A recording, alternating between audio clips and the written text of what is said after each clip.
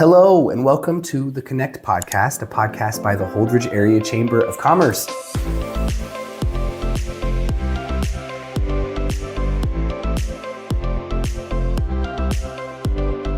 Before we get into this very fun interview today, I wanted to let you guys know recently on social media, I've been talking a lot about branding. And part of that, if you come into the chamber, you'll see the badges on the door, the Harmonize, Attract, Cultivate, Connect on the wall, but you'll also see some of these delicious candies here. So for the episode today, we're gonna have some candy to eat. You'll see us periodically grabbing some candy. We've got the light blue, dark blue, the yellow, and the green. The green is my favorite. Everyone who's been into the chamber, Drew included, has heard my sales pitch on why pistachio chocolates are amazing now. But just wanted to let you guys know, we've heard on social media recently that we should bring back the snacks for our podcast interview guests. And so that's something we're gonna do here moving forward. But today the snack is going to be the Holdrege Chamber branded Lindt Lindor candy. So Drew, feel free to grab some if you want some, but we're joined today with a company that's pretty new to the chamber. We just had a ribbon cutting for them last week, and they're really making moves. Drew here, he won Young Professional of the Year in Kearney at the Kearney Chamber this year. He's been all around our area doing lunch and learns and just really getting a chance to put boots on the ground for his company, Raven Tech LLC. And so thank you, Drew, for joining us today. Thank you for having me. Yeah, absolutely. I'm gonna eat this quick. He does like his pistachio candy. So good. One of the reasons that I wanted to sit down with you today, Drew, is when you and I first met, it was before I really even worked at the chamber. And we were at a place called Nest Space in Kearney. And I was a young solopreneur trying to find what business I was gonna start. And you, quite the opposite, were kind of already running with Raven Tech LLC.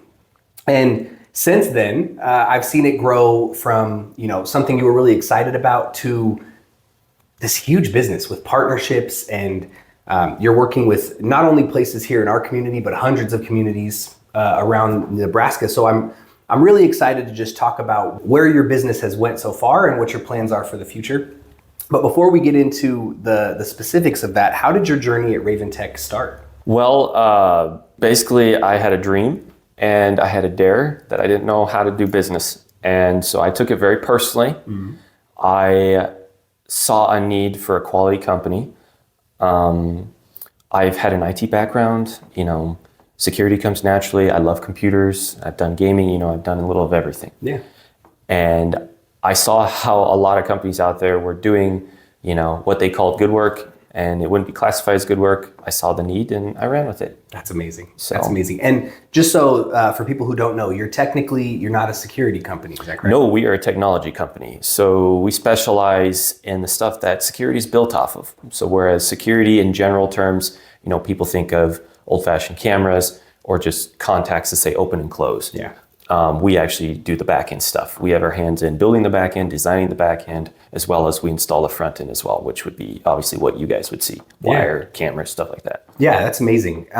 Anyone who came to the ribbon cutting this last week, you would have seen some pretty cool demos. Those were really, really cool. So if you didn't get a chance to see those, maybe I'll throw a couple of photos on the podcast here. But I mentioned we met in Kearney, but you're actually from this area. Your family has pretty deep roots here. Yeah, so I'm from Wilcox. I was farm born and bred. I was actually born in Holdrege. Wow. So I have deep ties to this community. Yeah. I am the only one in my family born in Holdrege beside my dad. Oh, and wow. I have 5 other siblings. So, I take this to heart. Yeah. All the others were born in Kearney. No offense to Kearney. Yeah. Right? And so I was homeschooled. So I didn't go to the school, but I knew a lot of people growing up who did. I played baseball here for several years, other sports, church stuff. So yeah. Yeah. How do you think coming from this community has shaped your business in Raven Tech? Do you think that that's had an influence on that at all? Well, definitely you can see it from the small town business side, right? The type of companies that do the work we do, because there are other ones out there, they are, big business, big city types, enterprise, right? We're talking the Dallases and the Kansas Cities and the Omahas and the LAs and stuff like that.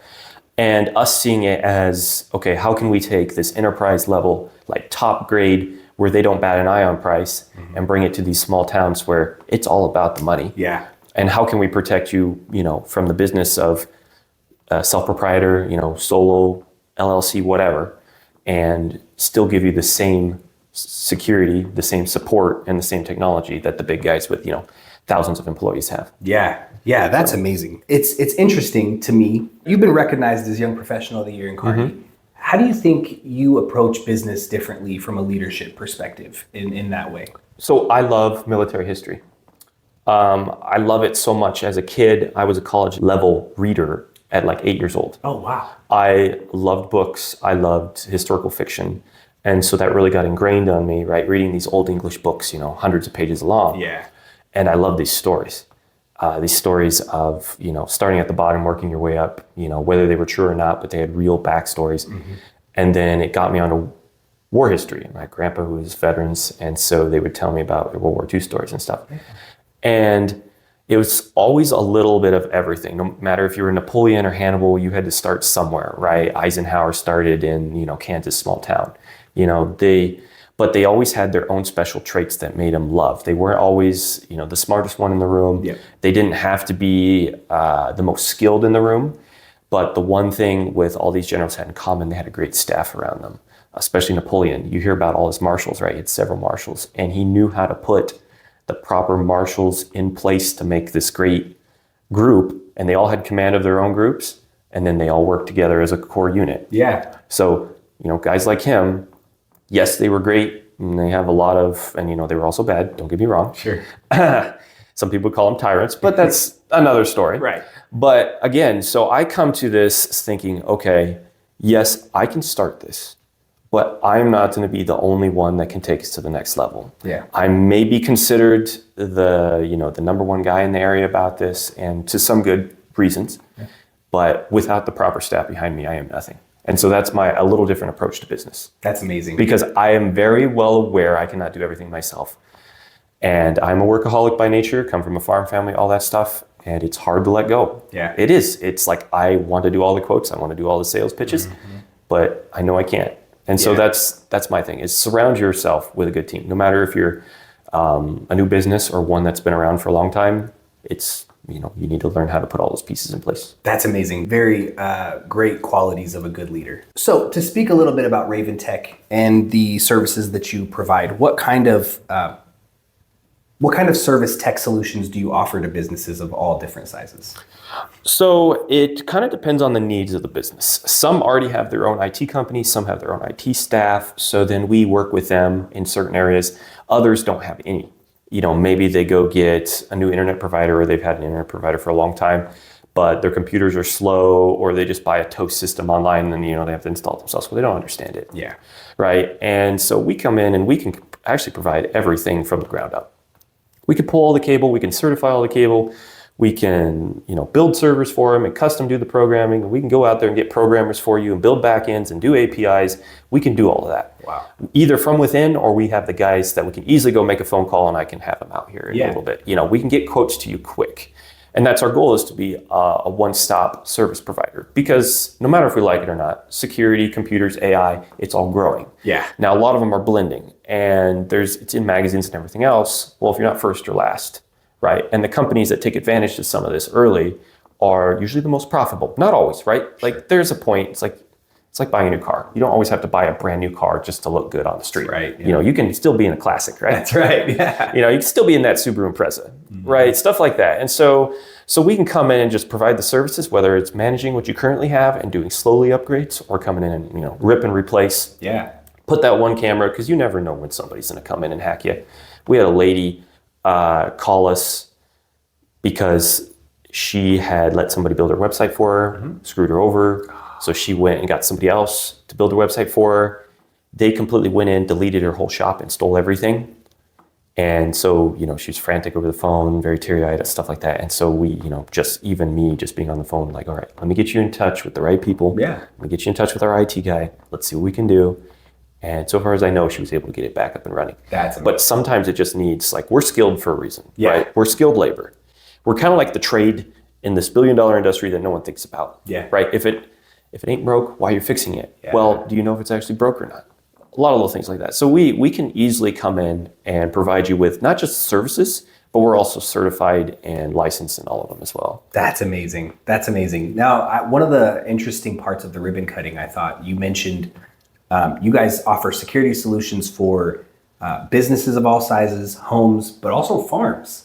Yeah. So what are some challenges that you think rural areas face as far as security? Internet or a port cell service or anything like that. Yeah. So, how do you make a system work? Because, to get notifications to call the cops or anything, you need to be able to somehow access the internet or something along those lines. Yeah. And a lot of these places, phone lines are either disconnected, don't work, or why pay for an old phone line anymore, a POTS line? Yeah. It could be from the basic security. I've heard horror stories of stuff happening on farms. You can easily get broken into at any time. Yeah. You usually don't have neighbors from miles away. Ask me how I know. Yeah. Right?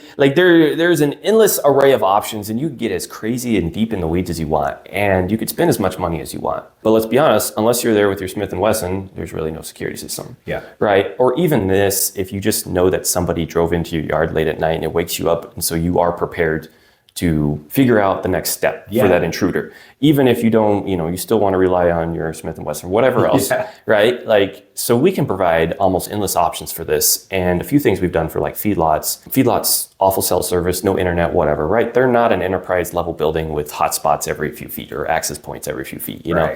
So we can build actually networks around a whole farm and shoot multiple miles away. And as long as we have power or can set up a solar system, we could put cameras in literally almost any place you could possibly think of. And you may ask, okay, why do I need a camera? All I see is deer out there or whatever. Well, you could use a camera to monitor a drive. Yeah. Someone drives in, you get notified off of it. You can use it to monitor if someone walks in, right? The gate's open. Yeah. We have special padlocks that work 100% offline. And then, so then your personnel could just use key fob, key card, or mobile or whatever, and they can open the gate, and that's it. Yeah. It's very simple, and it keeps tab of who's coming and going. So maybe the gate was left open. Well, now you know who to go talk to instead of just, ripping your son into him and be like, hey, did you leave it locked? He's like, no. Yeah. In reality, maybe somebody else. You never know.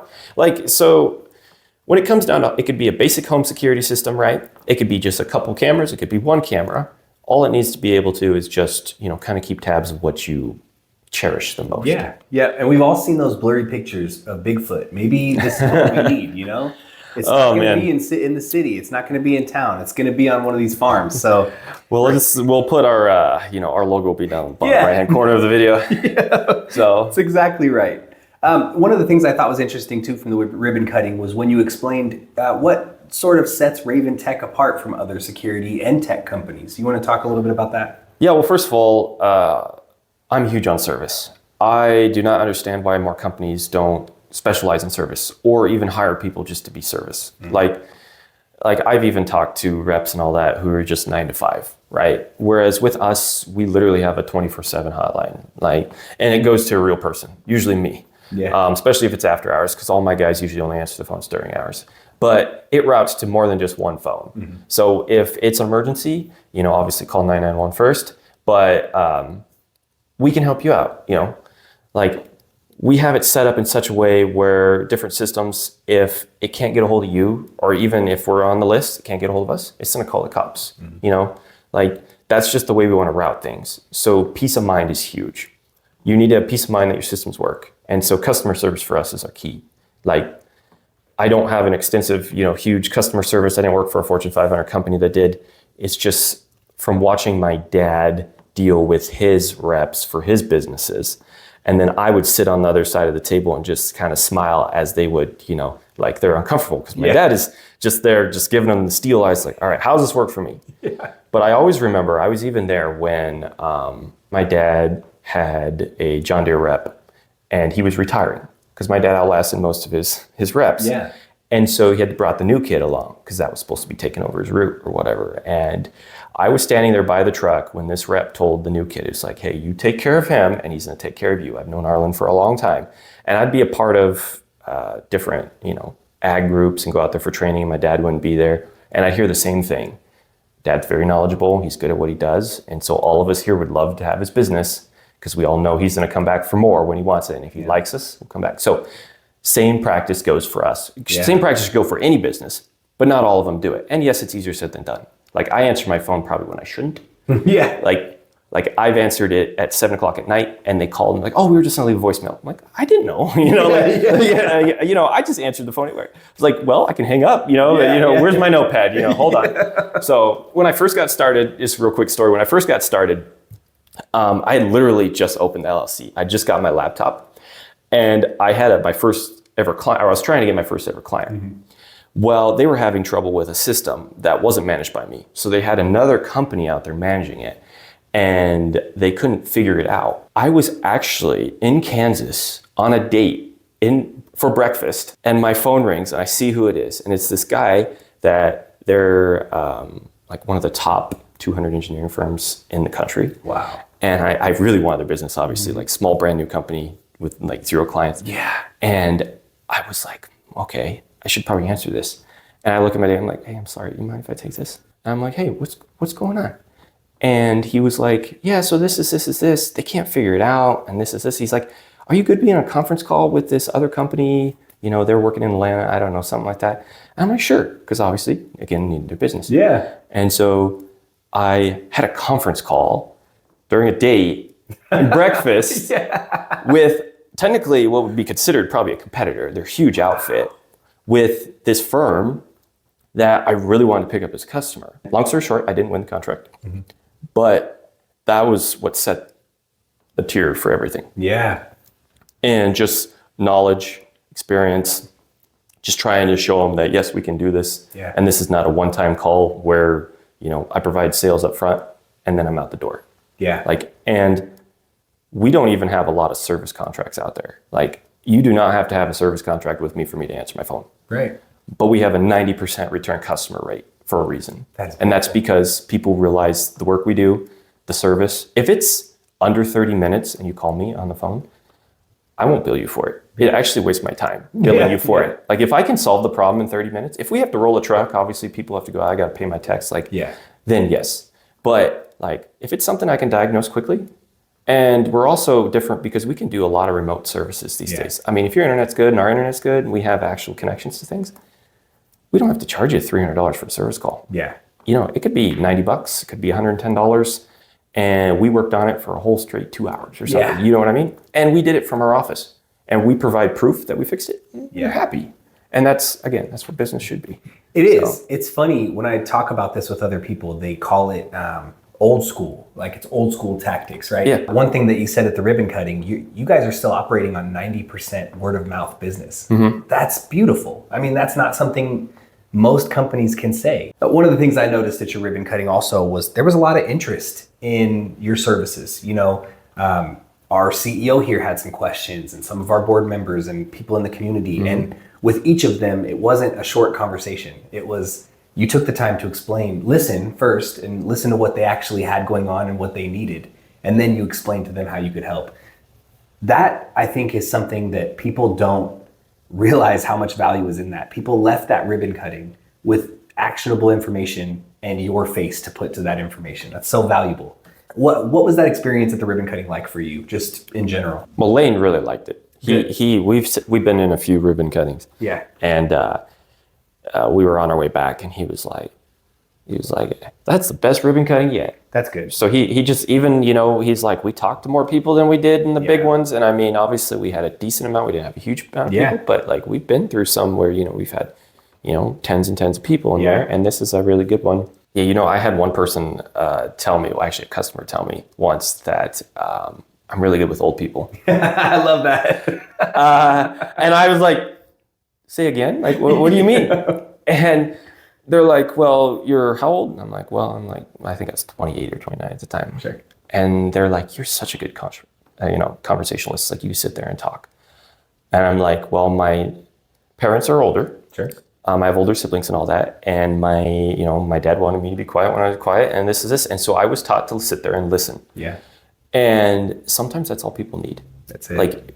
I can talk really easy. I can go out there and talk. And I'm technically an introvert. I don't like to be around people. Yeah. But when I'm in the sales trick and I'm talking to people about stuff we have in common or whatever, it's easy for me to sit down and say, okay, we just need to listen to them, figure out what they need, just try to structure something around it. Mm-hmm.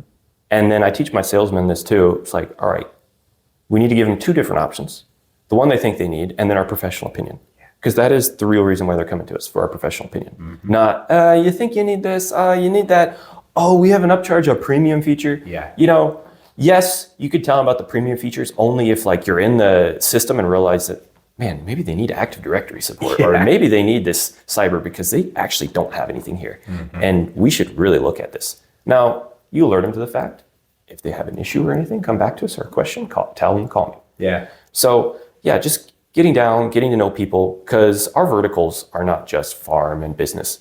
We do healthcare, we have hospitals, we have full school districts that we do everything from the ground up. We build their websites, for Pete's sake. That's amazing. And that's the only reason we do that are because my guys wanted to do that. Like I had no hand in it. They just say, hey, I think we could do it. Here's the X amount. Here's what I think we should do for the customer. And they came back and said, hey, Drew, can you write a quote for me?